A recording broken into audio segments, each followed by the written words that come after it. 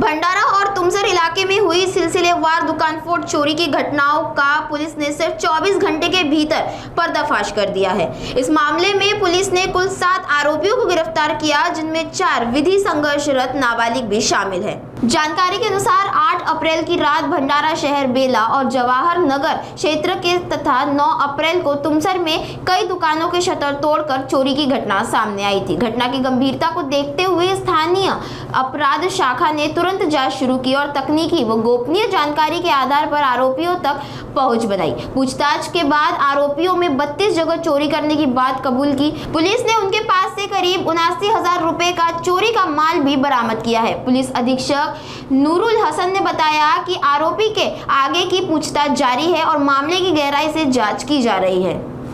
भंडारामध्ये 8 तारीख आणि 9 तारीखला असा Jawahar Nagar police station, Bhandara police station, Tumsar police station अंतर्गत काही ठिकाणी चोरांचा एक गँग आला होता।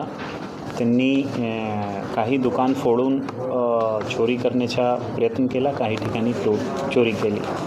यावर भंडारा पोलीसची local crime branch, Jawaharnagar police station, Bhandara police station आणि तुमसर पोलीस स्टेशनची मिळून 5 अधिकारी आणि 40 कर्मचाऱ्यांची टीम, 5 ते 6 टीम याच्यामध्ये शामिल होती आणि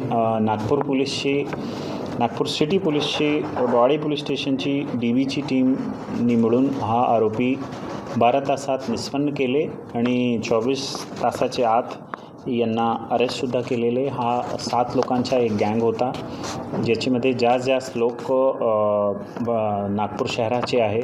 7 पैकी 5 लोकांना आम्ही अटक केलेली आहे। 5 पैकी 4 लोक जे आहे ते विधी संघर्ष बालक आहे, यांना जुवेनाइल जस्टिस ॲक्टनुसार यांच्यावर कारवाई करतो आणि सुमारे 79,000चा जे मुद्देमाल आहे तो मुद्देमाल आम्ही